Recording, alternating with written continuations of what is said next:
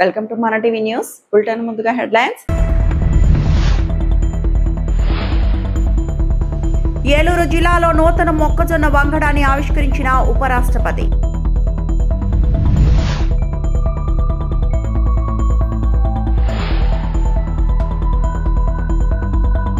నదుల అనుసంధానంతో భారత్ అడ్డుకోలేని శక్తిగా మారుతోంది AP CM Chandrababu.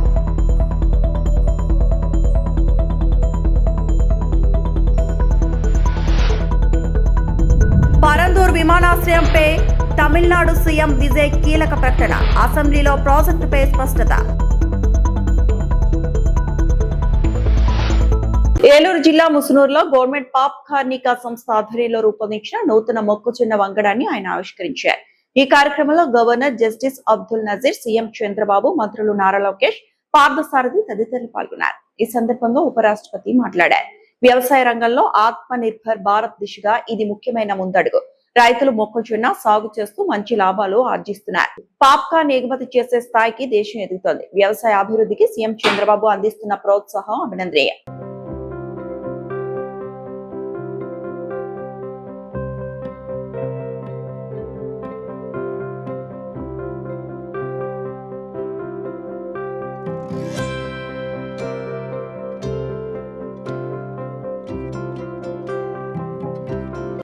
My dear farmers, సోదరి మనులారా, అందరికీ నమస్కారం. భారతదేశపు తొలి జన్యుపరంగా మార్పు చేయని మొక్కజొన్న వంగడం non GMO high expansion popcorn మొక్కజొన్న హైబ్రిడ్ విత్తనాన్ని ఆవిష్కరించడం మరియు రైతులను సత్కరించడం. ఈరోజు ఈ కార్యక్రమానికి విచ్చేసినటువంటి ముఖ్య అతిథి వర్యులు, వేదిక మీద ఉన్న పెద్దలందరికీ కూడా నమస్కారాలు తెలియజేస్తూ, సోదరి మనులారా, అందరికీ హృదయపూర్వకమైనటువంటి నమస్కారాలు. నాకు తెలుగు అర్థం చేసుకోగలను, అయితే తెలుగు మాట్లాడు లేదు. I'm sorry for it. క్షమించాలి, నాకు తెలుగు అర్థమవుతుంది, కానీ తెలుగు నేను అంతగా మాట్లాడలేకపోవచ్చు. I am pleased to be here in Musnuru today among the farmers of Andhra Pradesh and 7 other states. I appreciate the Honorable Chief Minister of Andhra Pradesh, Sriman Chandrababu Garu, for making నదుల అనుసంధానం, జల వనరుల సమర్థ వినియోగంతో భారత్ ను అడ్డుకోలేని శక్తిగా మార్చవచ్చని ఆంధ్రప్రదేశ్ ముఖ్యమంత్రి నారా చంద్రబాబు నాయుడు అన్నారు. గోదావరి, కావేరీ నదులను అనుసంధానం చేయాలనేది తన ఆకాంక్ష అని సీఎం పేర్కొన్నారు. ఏలూరు జిల్లా కాట్రేనిపాడులో జరిగిన కార్యక్రమంలో ఉపరాష్ట్రపతి CP Radhakrishnan, governor justice Abdul Nazeer తో కలిసి చంద్రబాబు నూతన పాప్కార్న్ విత్తన రకాన్ని ఆవిష్కరించారు.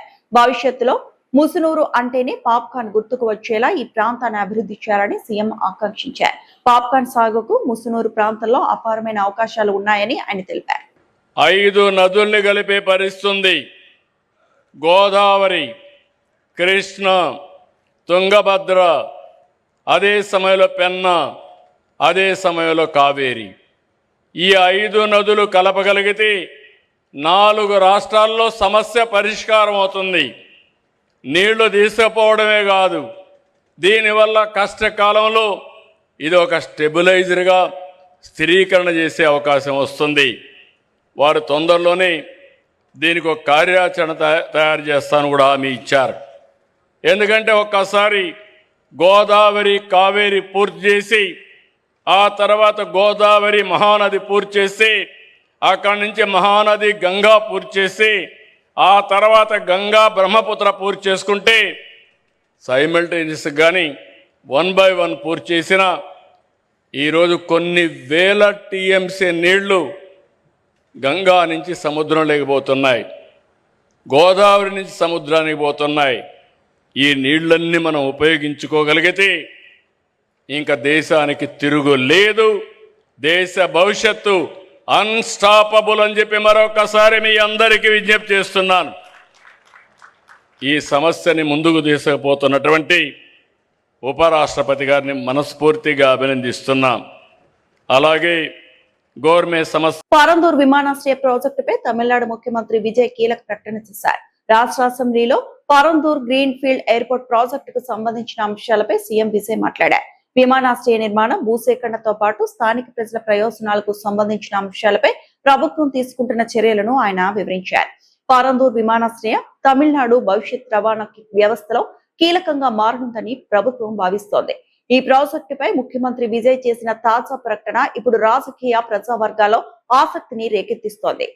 பயன்பெறும் வகையில் அவர்களின் முன்னேற்றத்திற்காகவும் பாதுகாப்பிற்காகவும் பல்வேறு திட்டங்கள் தீட்டப்பட்டு இதுவரை சிங்கப்பெண் சிறப்பு அதிரடிப்படை திட்டம், தாய்மாமன் தங்கமோதிர திட்டம், வெற்றி மகளிர் ஆடுகள் வளர்ப்பு திட்டம், அண்ணனின் சீர்திட்டம் போன்ற திட்டங்கள் அறிவிக்கப்பட்டு அதற்கான நிதி ஒதுக்கீடும் செய்யப்பட்டு நடைமுறைப்படுத்த நடவடிக்கைகள் மேற்கொள்ளப்பட்டு வருகிறது. மேலும் நமது அரசு மக்களின் வாழ்வாதார முன்னேற்றத்தினை முதன்மை நோக்கமாக கொண்டு வெற்றி தொலைநோக்கு திட்ட ஆவணத்தினை வெற்றி விஷன் டாக்குமெண்ட் வெளியிட்டுள்ளது. அந்த திட்ட ஆவணத்தின் அடிப்படையில் இலக்கு நிர்ணயம் செய்து பல்வேறு திட்டங்கள் அடுத்து வருகின்ற 1ஆம், 3ஆம் மற்றும் 5ஆம் ஆண்டிற்குள் நிறைவேற்றத்தக்க திட்டங்களாக வகைப்படுத்தப்பட்டுள்ளது. சிறப்பினமாக பெண்கள் பயன்பெறும் வகையில் பல்வேறு திட்டங்களுக்கு செயல் வடிவம் கொடுத்து இவ்வரசு நிறைவேற்றும். கடந்த 4 மாதங்களாக வளைகுடா பகுதியில் நிலவி வரும் போர் சூழல் காரணமாக எரிவாயு சிலிண்டர் கிடைப்பதில் தட்டுப்பாடு நிலவி வருகின்றது. இதனால் மாற்று எரிபொருளை பயன்படுத்தி வருவதாலும் ఎరివాయు సిలిండర్ విలై ఉయర్వి. వైఎస్ఆర్సీపీ కేంద్ర కార్యాలయంలో పార్టీ బీసీ నేతల సమావేశం ప్రారంభమైంది. రాష్ట్రంలోని బీసీ నేతలు ఈ భేటీకి హాజరై పలు కీలక అంశాలపై చర్చిస్తున్నారు. రాష్ట్రంలో బీసీలపై జరుగుతున్న దాడులు, బీసీలకు ఎదురవుతున్న సమస్యలు, ప్రస్తుత రాజకీయ పరిస్థితులపై సమావేశంలో ప్రధానంగా చర్చిస్తున్నట్లు సమాచారం. 5 సంవత్సరాలు మనం రాజకీయాల్లో అధికారాన్ని ప్రజలకు చూపించాం. అధికారంలో చేసి కొన్ని కార్యక్రమాలు ఉన్నాయి మనవి. తర్వాత ఇప్పుడు అపోజిషన్లో ఉన్నాం, మెయిన్ అపోజిషన్ కింద ఉన్నాం. ఇలాంటి సమయంలో బ్యాక్వర్డ్ క్లాస్ లీడర్గా మనం ఏం చేయాలి అనేటువంటి అంశాల గురించి ముఖ్యంగా ఈవేళ ఈ సమావేశం ఏర్పాటు చేయడం జరిగింది. అత్యున్నతమైన బ్యాక్వర్డ్ క్లాస్ సమావేశం ఇది. మన రాష్ట్ర పరిస్థితులు చూస్తే 76, 77 వరకు మనకు బ్యాక్వర్డ్ క్లాసెస్ రిజర్వేషన్స్ అనేవి లేవు. దేశంలో కాన్స్టిట్యూషనల్ అమెండ్మెంట్ చేసి 52 తర్వాత ఒక కమిషన్ ఏర్పాటు చేసి 55లో ఫస్ట్ కమిషన్ రిపోర్ట్ దేశవ్యాప్తంగా వచ్చినా ఆ చట్టంలో రాష్ట్రాలు బీసీ కమిషన్స్ ఏర్పాటు చేసుకోమని, వర్గాలను గుర్తించమని ఆ సవరణ మనకి అధికారం ఇచ్చిన ఆంధ్రప్రదేశ్లో 53 నుంచి 76 వరకు ఎన్నో ఒడిదుడుకులలోనే ఆఖరికి 76, 77 వరకు అసలు రిజర్వేషన్సే బ్యాక్వర్డ్ క్లాస్కి అమలు కాలే. అంటే దేశంలో ఇతర రాష్ట్రాల్లో బ్యాక్వర్డ్ క్లాసెస్ పొందినటువంటి ప్రయోజనాలు కూడా ఈ రాష్ట్రంలో బ్యాక్వర్డ్ క్లాసెస్ పొందలే. అప్పుడే ఇంకో 10 సంవత్సరాల ముందు వచ్చి ఉంటే మరొక తరంలో చాలామంది ఇంకా స్థిరపడి ఉండేవాళ్ళు. సరే, అది అయిపోయింది. ఆ తర్వాత వచ్చినటువంటి ప్రభుత్వాలు మీరు చూస్తే మనందరం కన్విన్స్ కావాలి. ముందు మనం కన్విన్స్ కావాలి. బ్యాక్వర్డ్ క్లాసుల పట్ల పూర్తి అవగాహనతో అధికారాన్ని వారికి ఇవ్వాలి. ఇది అన్యాయం జరిగింది, అన్ని విధాల అభివృద్ధి చేయడమే, సామాజిక న్యాయాన్ని కల్పించడమే, అన్ని అవకాశాలు ఇవ్వడమే సరైన పద్ధతిని ఆలోచించినటువంటి వాడు మన నాయకుడు జగన్మోహన్ రెడ్డి అని మాత్రం నేను చెప్పక తప్పదు. మీరు కంపేర్ చేసుకోండి. ఆ వివరాలన్నీ మనం ఇచ్చినాం. క్యాబినెట్లో ఎంతమంది ఉన్నారు ఇలా ఉంది. అలాగే అన్ని విషయాల్లోనూ కూడా చూస్తే జగన్మోహన్ రెడ్డి టాప్, అందరికంటే, అందరు చీఫ్ మినిస్టర్ల కంటే టాప్. ఇప్పుడు మనం బ్యాక్వర్డ్ క్లాస్ లీడర్స్గానే ఉన్నాం ఇక్కడ. ఇప్పుడు మనం అధికారం తీసుకురావాలంటే ఒకవైపు మన ప్రత్యర్థి బ్యాక్వర్డ్ క్లాసులకు ఆయన ఏం చేయడం లేదంటే చిత్తశుద్ధిగా లేడు. రాజకీయంగా ప్రయోజనం పొందే పనులు చేస్తుంటాడు. బట్ బ్యాక్వర్డ్ క్లాస్ పార్టీగాను, బ్యాక్వర్డ్ క్లాస్ లీడర్గాను ప్రజల మధ్యన ప్రయోజనాల్ని ప్రజాస్వామ్యంలో పొందేస్తున్నాడు. నిజంగా బ్యాక్వర్డ్ క్లాసులకి ప్రయోజనం చేసినటువంటి వ్యక్తి, ఈ రాష్ట్రంలో ఇతర ముఖ్యమంత్రులు అందరికంటే ఎక్కువ చేసినటువంటి వ్యక్తి, ఆ ముద్ర మనం వేయించలేకపోయినాం. ఈ రెస్పాన్సిబిలిటీ మనం టేకప్ చేయకపోతే మరి అధికారం ఎలా వస్తుంది? రెస్పాన్సిబిలిటీ టేకప్ చేయడం అంటే మెజారిటీ పీపుల్ని ఒప్పించగలగాలి. ఒప్పించడానికి నేనేది అగ్రవర్ణాలతో యుద్ధం చేయమని, దాడులు చేయమని, ఘర్షణ పడమని చెప్పడం అది మంచి పద్ధతి కూడా కాదు. ఎందుకంటే మనం అధికారం సాధించడానికి ఆ వర్గాల తాలుగా సపోర్ట్ కూడా మనకు కావాలి. కన్విన్స్ చేయగలగాలి. ఎస్, బ్యాక్వర్డ్ క్లాసులకు చేయాల్సినటువంటి అవసరం ఉంది అనేది లీడర్గా నువ్వు కన్విన్స్ చేసే పని చేయాలి. విద్యాశాఖ మంత్రి నారా లోకేష్ పనితీరు ఏమాత్రం ఆమోదయోగ్యంగా లేదని మాజీ ఎంపీ తలారి రంగయ్య తీవ్ర విమర్శలు చేశారు. కూటమి ప్రభుత్వం అధికారంలోకి వచ్చిన తర్వాత 8 నుంచి 13 ఏళ్ల వయసున్న దాదాపు 100 మంది చిన్నారులు మృతి చెందారని ఆయన ఆరోపించారు. ప్రభుత్వ హాస్టల్లో బాత్రూమ్ గోడ కూలి ఓ బాలుడు మృతి చెందిన ఘటనను ప్రస్తావించారు. కనీసం బాత్రూంలకు నీటిని కూడా సరఫరా చేయలేని పరిస్థితిలో ప్రభుత్వం ఉందని తలారి రంగయ్య విమర్శించారు. విద్యార్థుల భద్రత, వసతి సౌకర్యాల విషయంలో ప్రభుత్వం మరింత బాధ్యతగా వ్యవహరించాలని ఆయన డిమాండ్ చేశారు. దాదాపు 30 నెలల కాలంలో దాదాపు 100 మంది విద్యార్థులు మృత్యుప్రాలు అయిన సందర్భాన్ని మనం చూస్తున్నాం. రాష్ట్రంలో ముక్కు పచ్చలారని బిడ్డలు 8 సంవత్సరాల నుంచి 12, 13 సంవత్సరాల మధ్యలో ఉన్న పిల్లలే ఎక్కువ మంది చనిపోయారు. దాదాపు నా నియోజకవర్గంలోనే 6 డజన్ పైన చనిపోయారు. మా జిల్లాలో కూడా అదే పరిస్థితి. రాష్ట్ర వ్యాప్తంగా చూస్తే దాదాపు దగ్గర సెంచరీకి వస్తున్నాయి మరణాలు. ప్రపంచవ్యాప్తంగా, దేశవ్యాప్తంగా లోకేష్ గారి పనితీరు చాలా బాగుంది, ఆయన వెళ్ళి పరిశ్రమలు తీసుకొస్తున్నాడని చెప్తున్నారు. కానీ ఇక్కడ విద్యాశాఖ నిర్వహిస్తున్న పనితీరు ఏమాత్రం కూడా ఆమోదయోగ్యంగా లేదు. ఇదొక రాజకీయ అంశంగానో లేకపోతే పార్టీలకు సంబంధించో లేదా పార్టీ జెండాలు అజెండాలకు సంబంధించిన విషయం నేను మాట్లాడట్లేదు. ముక్కు పచ్చలారని బిడ్డల గురించి, వారి మరణాల గురించి నేను మాట్లాడుతున్నాను. ఒక మానవీయమైన అంశం గురించి నేను మాట్లాడుతున్నాను. నిన్న సాయంత్రమే తీసుకుంటే సెట్టూరు మండలంలో జెడ్పీ హై స్కూల్లో 2 విద్యార్థులు ఎలా అంటే అసలు వాళ్ళని చూస్తుంటే ఎంత అన్యాయంగా అంటే, ఆ పక్కన గోడ పక్కకి వాళ్ళు వాష్రూమ్ నేచర్ కాల్కి వెళ్ళారు. అక్కడ గోడ కూలి ఒక పిల్లవాడు చనిపోయాడు అక్కడే. ఆ అబ్బాయి పేరు హర్షవర్ధన్, తేజ హర్షవర్ధన్, ఎస్సీ అబ్బాయి. అలాగే అక్షయ్ అనే అబ్బాయికి కాళ్ళు కూడా విరిగిపోయింది. అక్షయ్ పరిస్థితి అయితే ఇంకో ఘోరం. చనిపోయిన పిల్లవాడి కుటుంబము పేదదే. అక్షయ్కి అయితే తండ్రి కూడా లేడు, తల్లి బెంగళూరులో ఉంది. తాత దగ్గర వదిలిపెడితే వాళ్ళకు తిండికి కూడా సరిగ్గా జరగక హాస్టల్లో పెట్టేస్తే హాస్టల్లో జరిగిన మృత్యు ఇది. అలాగే రాయల పొద్దుడ్డిలో కూడా అంతే. ఒక అబ్బాయి మధ్యాహ్నం పూట నేచర్ కాల్కి వెళ్ళాడు. అక్కడ పరిస్థితి ఏమిటంటే అక్కడే అబ్బాయి పాంపండ్లో పడి చనిపోయాడు. అలాగే ఆర్ట్స్ కాలేజీలో, అలాగే మన ఇంకో కాలేజీలో, ఇట్లా అన్ని చోట్ల కూడా ఏం జరుగుతుందంటే ఈ ప్రభుత్వానికి కనీసము పిల్లలకి, నేను ఈ భాష కరెక్ట్గా ఉండదేమో కానీ వాడుతున్నాను, దొడ్డికి పోతే ముడ్డి కడుక్కోవడానికి కూడా నీళ్ళు ఇవ్వలేకపోతున్నారు. కనేకల్లో 650 మంది పిల్లలుంటే ఆ దుర్గంధం మధ్యలో నేనైతే స్మార్ట్ మీటర్ల విషయంలో రేవంత్ సర్కార్ పై తెలంగాణ రక్షణ సేన చీఫ్ కల్వకుంట్ల కవిత తీవ్ర స్థాయిలో మండిపడ్డారు. కేంద్రం ముందు మోకరిల్లి తెలంగాణలో స్మార్ట్ మీటర్లు పెట్టే కుట్ర చేస్తున్నారని ఆరోపించారు. స్మార్ట్ మీటర్లు వస్తే ఉచిత విద్యుత్, 200 యూనిట్ల ఫ్రీ కరెంట్, ఎస్సీ ఎస్టీలకు అందుతున్న ఉచిత విద్యుత్ కు ఇబ్బందులు వచ్చే ప్రమాదం ఉందని కవిత హెచ్చరించారు. కొత్త స్మార్ట్ మీటర్ల ద్వారా ప్రీపెయిడ్ విధానంలో రీఛార్జ్ చేసుకోవాల్సి వస్తుందని, రీఛార్జ్ అయిపోతే కరెంటు కూడా నిలిచిపోతుందని అన్నారు. ప్రజలపై అదనపు భారం మోపే స్మార్ట్ మీటర్ల నిర్ణయాన్ని ఎట్టి పరిస్థితుల్లోనూ అంగీకరించబోమని స్పష్టం చేశారు. స్మార్ట్ మీటర్లు పెట్టే ప్రయత్నాన్ని రాష్ట్ర ప్రభుత్వం వెంటనే ఉపసంహరించుకోవాలని కల్వకుంట్ల కవిత డిమాండ్ చేశారు. జై తెలంగాణ. అందరికీ నమస్కారం. తెలంగాణ రాష్ట్ర ప్రభుత్వం పేదల పక్షాన లేదు, పెద్దల పక్షానే ఉందని పదే నిరూపించుకుంటా ఉంది. ఈ మధ్య గవర్నమెంట్ అంతా కూడా స్మార్ట్ మీటర్లు పెట్టబోతున్నాం అనేటటువంటి అంశాన్ని హైలైట్ చేసి చెప్పేటటువంటి ప్రయత్నం చేస్తుంది. మొన్ననే సిఎండి గారు కూడా ప్రకటన చేయడం జరిగింది, మేము త్వరలో స్మార్ట్ మీటర్స్ పెడతామని చెప్పి. అట్లనే నెక్లెస్ రోడ్లో కూడా ఒక ఎగ్జిబిషన్ పెట్టిండ్రు, ఎట్లా స్మార్ట్ మీటర్స్ బాగుంటాయి ఏంది అని. అంటే పబ్లిక్ని ఒక మైండ్ వాష్ చేసే ప్రయత్నం చేస్తున్నారు. ఈ సందర్భంగా తెలంగాణ ప్రజలకు నేను ఒక 2-3 విషయాలు చెప్పాలనుకుంటున్నాను. ఆల్రెడీ మన తెలంగాణ రాష్ట్రంలో ఉన్నవన్నీ కూడా స్మార్ట్ మీటర్సే. ఇప్పుడు ముందు లెక్క ఎవరు కూడా పోయి పెన్ను పేపర్ పట్టుకొని రీడింగ్ రాసుకునే అవసరం లేదు. ఒక చిన్న మెషిన్ ఉంటుంది, దాన్ని తీసుకొని మీటర్ దగ్గరికి పోగానే ఆటోమేటిక్గా రీడింగ్ వస్తుంది. స్మార్ట్ మీటరే ఇప్పుడు కూడా ఉన్నది. కానీ ఇప్పుడు వీళ్ళు ప్రపోజ్ చేసేటటువంటి కొత్త మీటర్ ఏంటంటే, ఏదైతే రైతులు ఢిల్లీ సింగ్ బార్డర్ దగ్గర ఉద్యమం చేస్తే నల్ల చట్టాలు తొలగించిండ్రో, ఆ నల్ల చట్టాల్లో భాగంగా అదానీ వాళ్ళ కంపెనీకి సంబంధించి మీటర్లు ఏవైతే వ్యవసాయానికి పెట్టాలనుకున్నారో, ఇప్పుడు కొత్తగా కేంద్ర ప్రభుత్వం ఒక కొత్త పథకం తీసుకొచ్చింది. దాన్ని రాష్ట్ర ప్రభుత్వం సంతకం పెట్టి ఒప్పుకొని ఇవాళ కొత్త స్మార్ట్ మీటర్లు పెట్టాలనుకుంటుంది. మరి కొత్త స్మార్ట్ మీటర్లు పెడితే నష్టమేంది అంటే, ఇవి మన సెల్ ఫోన్ ఎట్లయితే మనం మొదలే ఒక 1000 రూపాయలు, 500, 100 రూపాయలు పెట్టి ప్రీపెయిడ్ ఎట్లా చేసుకుంటామో అట్లా ప్రీపెయిడ్ స్మార్ట్ మీటర్లు పెట్టాలనుకుంటున్నారు. సరే, మొన్న మనందరం కూడా ఈఆర్సీలో గొడవ చేస్తే వ్యవసాయానికి పెట్టమని చెప్పిండ్రు.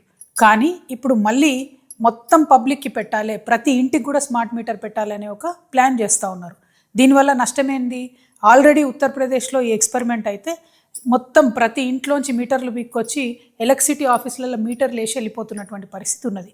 మన దగ్గర కూడా క్రితం ప్రభుత్వంలో తెలంగాణలో గవర్నమెంట్ ఆఫీసుల్లో ఈ ప్రీపెయిడ్ స్మార్ట్ మీటర్ పెడితే సడన్గా అర్ధరాత్రి లేకపోతే ఏ టెలికాన్ఫరెన్స్ అవుతున్నప్పుడు కరెంట్ పోతుంది. ఎందుకంటే 100 రూపాయలకు మీరు ఛార్జ్ చేస్తే 100 రూపాయల యూనిట్స్ కాగానే ఆ కరెంట్ ఆగిపోవడం అనేది జరుగుతుంది. సో ఇమాజిన్ చేయండి ఒక్కసారి ఇవే మీటర్లు మన ఇళ్ళల్లో పెడితే మరి గవర్నమెంట్ ఇస్తా అన్న ఫ్రీ సబ్సిడీ 200 యూనిట్ల పరిస్థితి ఏమవుతుంది? సెలూన్లకు ఇవ్వాల్సినటువంటి డబ్బులు ఇప్పటికే వీళ్ళు ఎగబెడుతున్నారు. ఒకవేళ సెలూన్లలో కూడా స్మార్ట్ మీటర్లు పెడితే మనం ఏ కటింగో గిటింగో వేసేటప్పుడు మధ్యలో కరెంట్ పోతుంది, ఉన్న బిజినెస్ కాస్త పోయే పరిస్థితి ఉంటుంది. అంటే అల్టిమేట్గా బోధన్పట్నంలోని 5 తర్ఫాల ప్రాంతాలకు చెందిన రైతులు యూరియా బుకింగ్ లో ఎదురవుతున్న సాంకేతిక సమస్యలు వెంటనే పరిష్కరించాలని డిమాండ్ చేశారు. యూరియా యాప్ లో సాంకేతిక లోపాల కారణంగా బుకింగ్ చేసుకోలేకపోతున్నామని, దీంతో ఎరువుల కోసం తీవ్ర ఇబ్బందులు పడుతున్నామని ఆవేదన వ్యక్తం చేశారు. ఈ మేరకు సోమవారం బోధన్ ఆర్డీఓ విజయ్ కుమారికి రైతులు వినతిపత్రం అందజేశారు. యాప్ సమస్య పరిష్కారం అయ్యే వరకు రైతుల ప్రయోజనాల దృష్టిలో ఉంచుకొని మాన్యువల్ విధానంలో యూరియా పంపిణీ చేయాలని కోరారు. సాంకేతిక సమస్యల కారణంగా పంటలకు అవసరమైన సమయంలో ఎరువులు అందకపోతే రైతులు నష్టపోయే పరిస్థితి ఏర్పడుతుందని ఆందోళన వ్యక్తం చేశారు. సమస్యను 2-3 రోజుల్లో పరిష్కరించేందుకు చర్యలు తీసుకుంటామని ఆర్డీఓ హామీ ఇచ్చినట్లు రైతులు తెలిపారు. సమస్య పరిష్కారం కాకపోతే రోడ్లపైకి వచ్చి ధర్నాలు నిర్వహిస్తామని హెచ్చరించారు. కార్యక్రమంలో రైతులు పెద్ద సంఖ్యలో పాల్గొన్నారు. మనకే మాది యాప్ అంటే కష్టమైతే దాని గురించి సాల్వ్ కూడా కలెక్టర్ గారు తీసుకుని సాల్వ్ కూడా మాట్లాడింది. తొందరగా సాల్వ్ అయ్యే విధంగా ప్రయత్నం 2 రోజులు.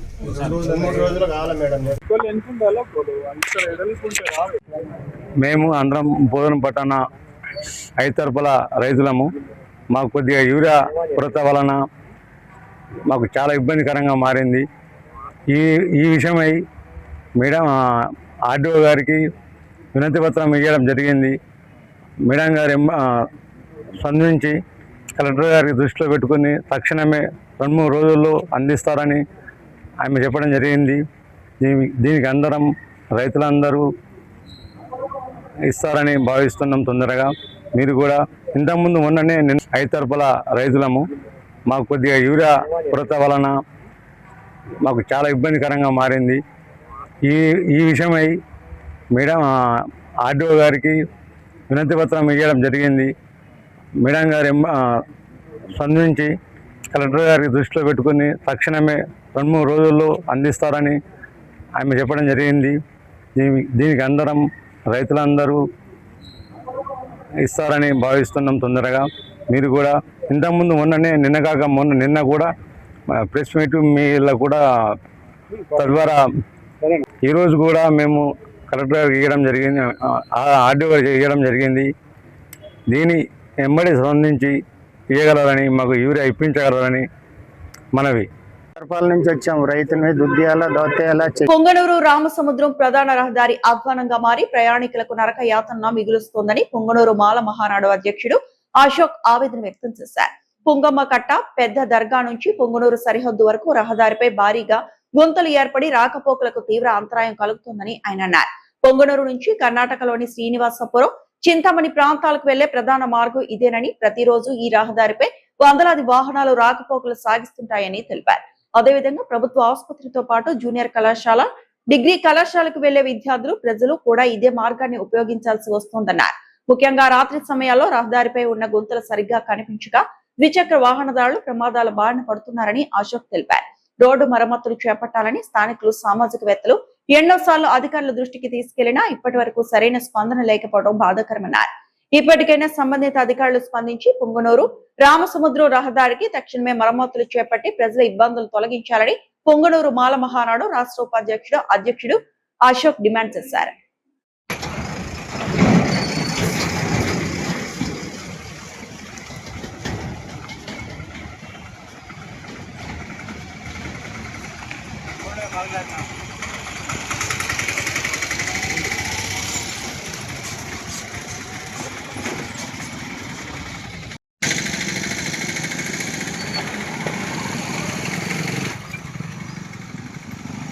నమస్కారం. పొంగనూరు నియోజకవర్గ కూటమి నాయకులకు మరియు ప్రభుత్వ అధికారులు కూడా నా విన్నపం. గత 2 సంవత్సరాలుగా పొంగనూరు కట్ట మీద నూర్సావళి బాబా దర్గా దగ్గర నుండి మొత్తం పత్తెమ్మగారిపల్లి వరకు రోడ్డు గుంతలమైపోయి ఎంత ఇబ్బందికరంగా మారిందంటే కనీసం హాస్పిటల్కి వెళ్ళిన పేషెంట్లు ఒక రోగంతో బయలుదేరితే అక్కడికి వెళ్ళేలాగా 4 రోగాలకు బారిన పడుతున్నారు. స్కూలు, హాస్పిటళ్ళు, కాలేజీలు, ములబాగులు, చింతామణి రోడ్డు, ఎంతోమంది వేల మంది ప్రయాణికులు, విద్యార్థులు, గవర్నమెంట్ ఉద్యోగస్తులు అందరూ ఇదే దారిన ప్రయాణం చేసే పరిస్థితి. కానీ ఎంతోమంది నాయకులు, ప్రజలు స్వచ్ఛందంగా అర్జీలు ఇస్తున్నారు, పేపర్ స్టేట్మెంట్ ఇస్తున్నారు, మీడియా ద్వారా విన్నవించుకున్నా కూడా అది ఎందుకో కొన్ని నాయకులు పట్టించుకోకుండా ఈ రోడ్ని అలాగే వదిలేశారు. ప్రజలు చాలా ఇబ్బంది పడుతున్నారు. రేపు నెల వచ్చే నెల మరీ మున్సిపల్ ఎలక్షన్లు అంటున్నారు. అప్పుడు మాత్రం తెల్ల షర్ట్ వేసుకొని కండువాలు వేసుకొని మా పార్టీకి ఓటేయండి, మా పార్టీకి ఓటేయండి మాత్రము నాయకులు వస్తారే. ఇదే రోడ్లోనే నాయకులు, కూటమి నాయకులు పోతున్నారు, వైసీపీ నాయకులు పోతున్నారు. ఈ పుంగనూరు ద్వారా కోట్ల రూపాయలు సంపాదించుకుంటున్న వాళ్ళు కూడా మనసాక్షి లేకుండా ప్రవర్తిస్తున్నారు. మేము ఒకటే చెప్తున్నాం, దయచేసి ఏ పార్టీని మేము విమర్శించడం లేదు. ఈ పుంగనూరులో పుట్టి పెరిగిన ఏ ఒక్కరైనా సరే ఊరి మీద కొంచెమైనా గౌరవం ఉండాలి. ఈ వార్తలు ఇంతటితో సమాప్తం.